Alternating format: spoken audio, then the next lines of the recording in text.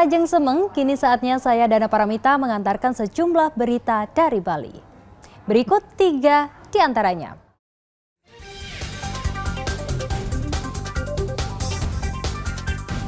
Sepasang WNA Cina tewas di kamar hotel mewah.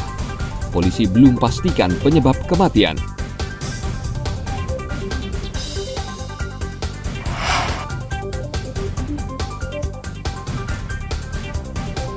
Polisi tetapkan dosen di Buleleng menjadi tersangka kasus dugaan pencabulan terhadap mahasiswinya.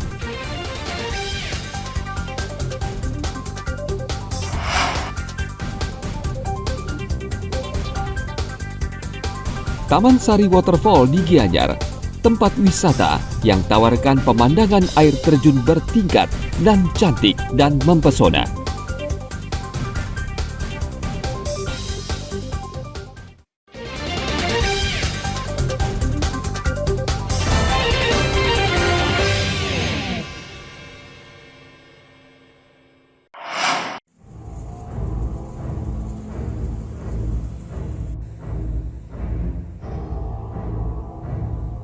Sepasang wisatawan warga negara Cina ditemukan tewas bersimbah darah di sebuah hotel bintang 5 di kawasan Jimbaran, Badung.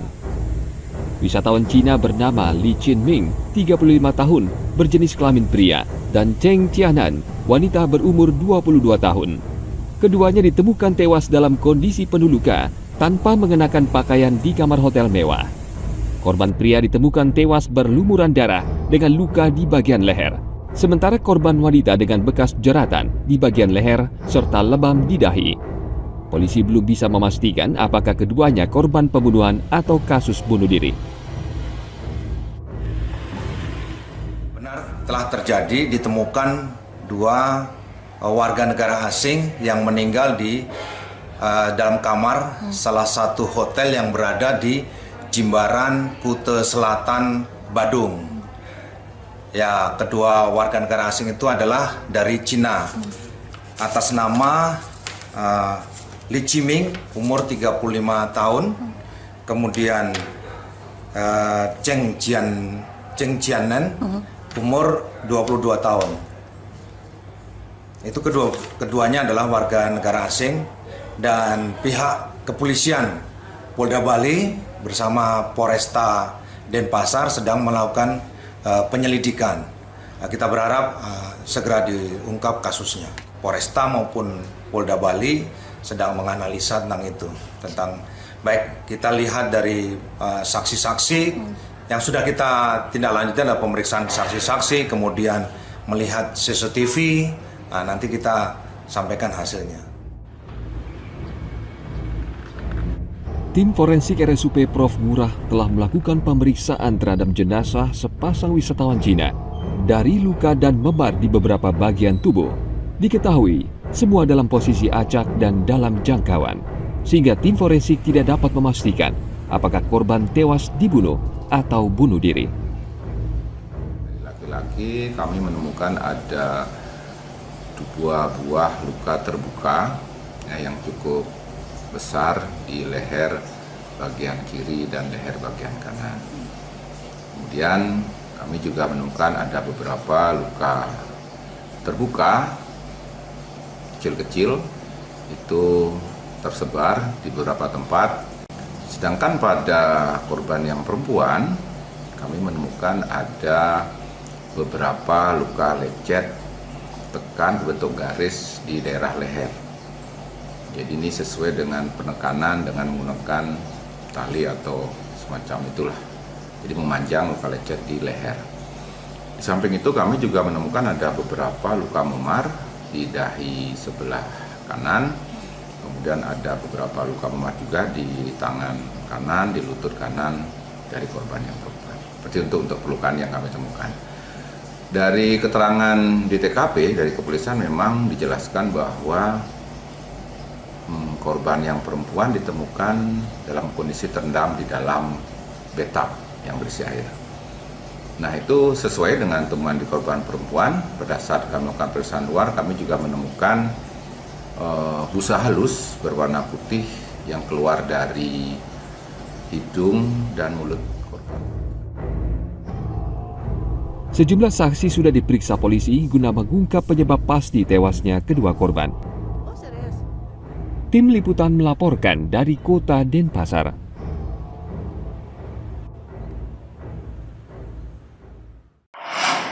Anda mau uang? No. Hey. Pemerintah berusaha menarik sebanyak mungkin wisatawan mancanegara ke Bali. Tetapi pemerintah juga bertindak tegas pada wisatawan yang tidak mematuhi hukum dan melanggar norma budaya Bali. Tindakan tegas yang dilakukan berupa deportasi ke negara asal. Sejak Januari hingga bulan Mei ini, pemerintah telah mendeportasi 101 warga negara asing.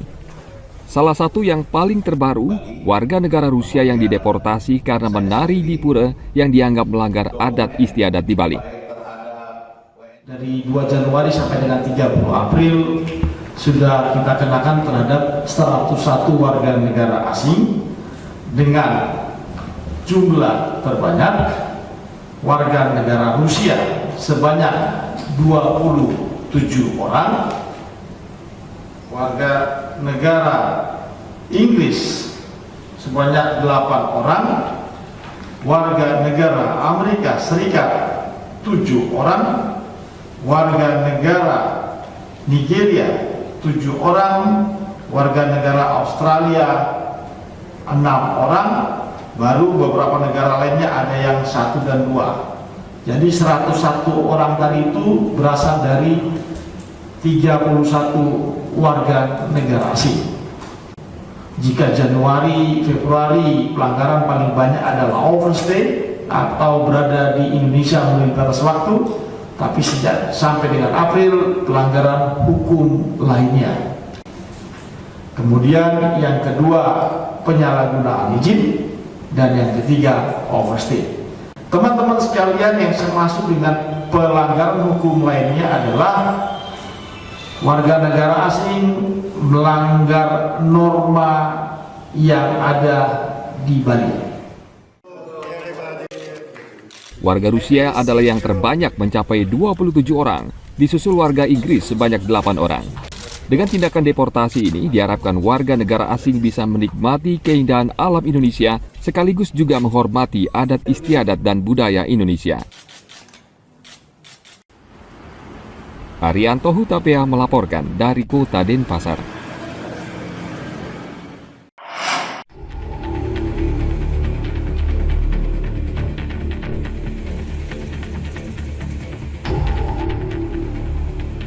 Polisi menetapkan dosen di Buleleng berinisial PAA sebagai tersangka kasus dugaan pencabulan terhadap mahasiswinya. Hal ini dinyatakan Kasat Reskrim Polres Buleleng, AKP Pica Armedi. Penetapan tersangka dilakukan setelah polisi memeriksa saksi korban dan juga tersangka sendiri. Beberapa alat bukti juga menguatkan status tersangka sang dosen. Alat bukti CCTV telah diperiksa polisi, juga keterangan saksi dan telepon genggam dari korban dan pelaku. Tersangka sempat menghapus chat yang ada di HP milik korban saat tersangka berada di kos korban.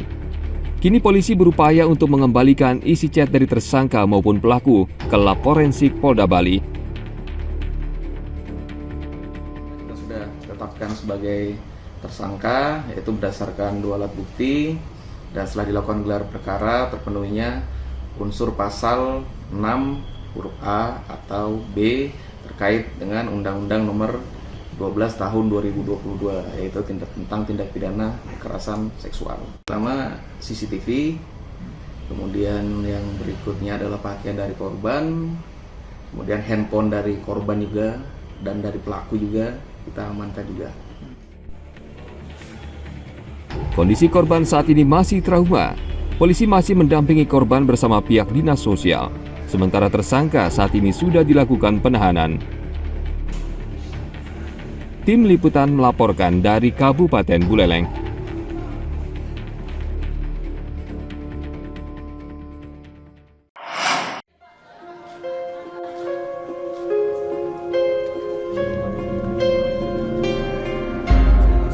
Seorang pelaku sekaligus penyebar video porno di media sosial ditangkap polisi dari Ditreskrim Sus Polda Bali.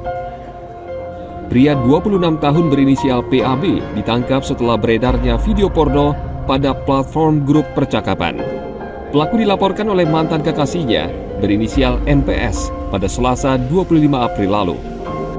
Kepada polisi, pelaku mengakui video porno diperankan oleh dirinya dan mantan kekasihnya. Ia menyebarkan video porno tersebut karena sakit hati setelah tidak bisa berkomunikasi lagi dengan pelapor. Saat diinterogasi, pelaku mengaku menyesali perbuatannya tersebut.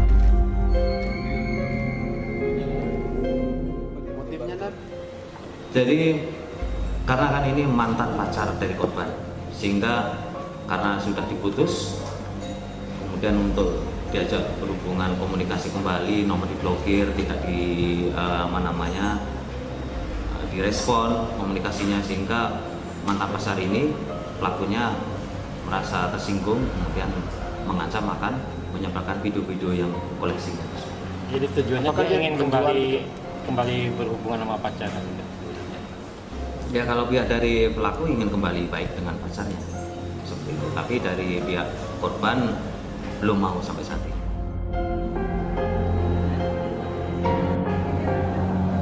Polisi menjerat pelaku dengan Undang-Undang ITE dengan ancaman pidana hingga 12 tahun penjara. Polisi juga menyita sejumlah barang bukti berupa telepon seluler, 1 unit komputer, dan tangkapan layar grup percakapan.